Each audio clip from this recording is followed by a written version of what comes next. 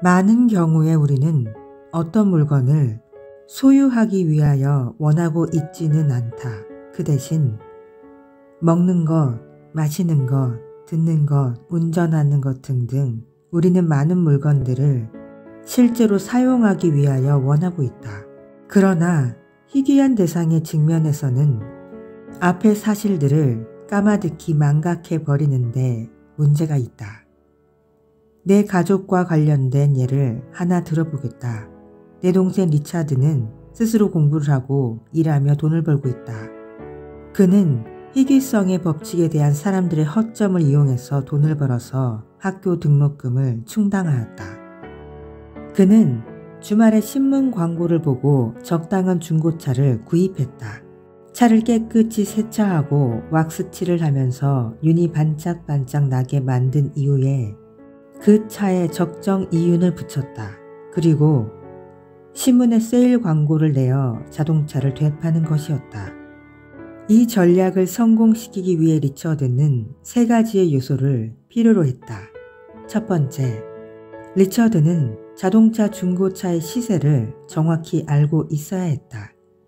그리하여 그는 자동차를 구입할 때 중고차 시세의 최저가로 구입해서 시세의 최고가로 되팔 수 있는 자동차만을 선택하였다. 두 번째로, 일단 그러한 종류의 중고차를 확보하고 난 다음에는 잠재적 고객의 구매 동기를 자극하는 신문 광고의 카피를 만들었다. 마지막 요소는 잠재 고객이 자동차를 구입하기 위해 그의 집을 방문했을 때 희귀성의 법칙을 적절히 사용해서 고객의 구매 욕구를 최대화시키는 것이었다. 리처드는 이러한 3가지 요소를 모두 갖추고 있었다. 그는 주로 주말신문에 중고차 세일 광고를 내보냈다. 그의 광고 카피 솜씨가 일품이었기에 수많은 잠재 고객의 문의를 받았다. 그리하여 리차드는 그들이 자동차를 직접 살펴볼 수 있도록 방문 약속을 하게 되는데, 놀라운 사실은 모든 고객들에게 동일한 시간에 방문 약속을 하는 것이었다. 예를 들면 만일 6명이 아침에 전화를 했다면 그는 그들 모두에게 그날 2시에 그의 집을 방문하라고 신문에 광고를 한 것이다. 약속 시간에 제일 먼저 도착한 잠재 고객은 자동차를 구석구석 살펴보았다. 만일 어떤 흠이 발견된다면 그것을 구실 삼아서 자동차 가격을 조금이라도 깎아보려고 시도하는 일반적인 구매 형태였다.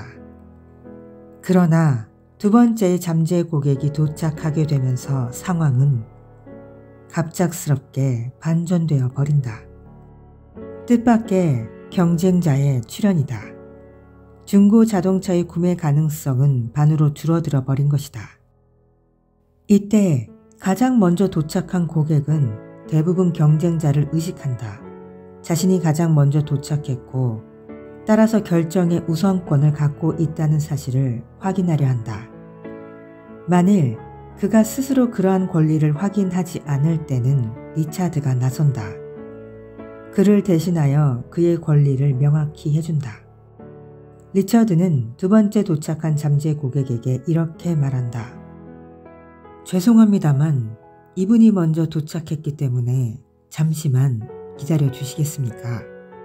만일 이분이 자동차가 마음에 들지 않는다거나 마음의 결정을 하지 못하시면 그때 선생님께 자동차를 보여드리겠습니다. 라고 중얼거린다. 리처드가 두 번째 도착한 잠재 고객에게 그러한 요지의 말을 건네는 순간 가장 먼저 도착한 잠재 고객의 얼굴에는 약간의 초조한 기색이 돈다. 아주 여유 있게 자동차를 살피던 그의 눈길이 갑자기 바빠지기 시작한다. 예상치 못한 경쟁자의 출현에 따라서 그는 한정된 시간 안에 리처드가 요구하는 그 가격으로 자동차 구매에 대한 의사결정을 해야만 하는 입장으로 바뀌어 버린 것이다.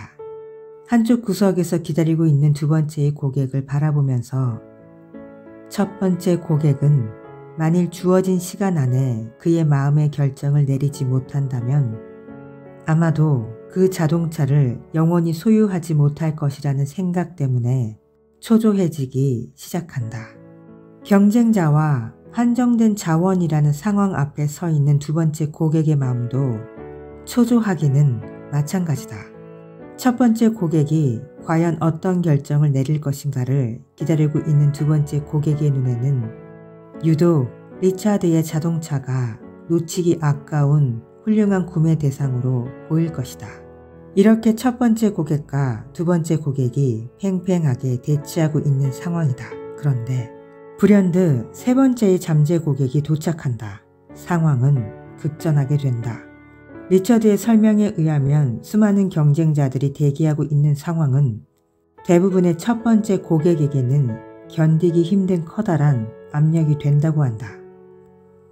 그들은 최대한 그러한 압력에서 벗어나기 위해서 리처드가 요구한 가격대로 자동차를 구매하기로 결정하든지 아니면 구매를 포기하고 불현듯 그 자리를 벗어나든지 양자택일의 행동을 보이게 된다.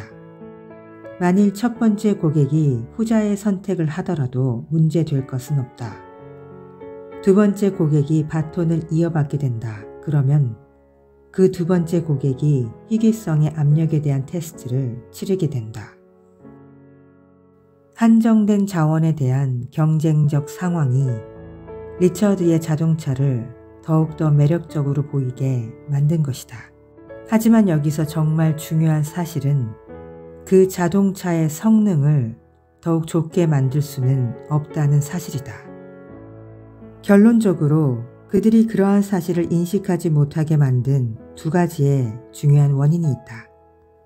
그 첫 번째 원인은 리처드가 설정한 상황이 그들을 감정적으로 행동하게 만들어서 그들의 이성적 사고를 방해했기 때문이었다.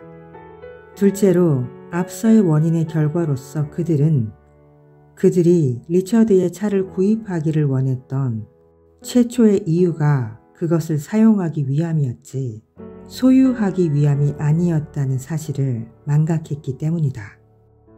이처럼 희귀한 대상에 대한 경쟁적 상황은 자동차의 성능을 향상시키지는 못하지만 자동차에 대한 소유욕을 강하게 부채질하는 데는 적격이었던 것이었다. 우리가 아주 잘 아는 예로 그것이 희귀한 과자나 빵이라도 그 맛은 보통의 것과 전혀 다를 바 없다는 사실을 우리는 결코 잊지 말아야 한다는 사실이다. Hey guys! Better late than never. Thank you so much for watching and have a good day. Bye! Thank you! Let's go!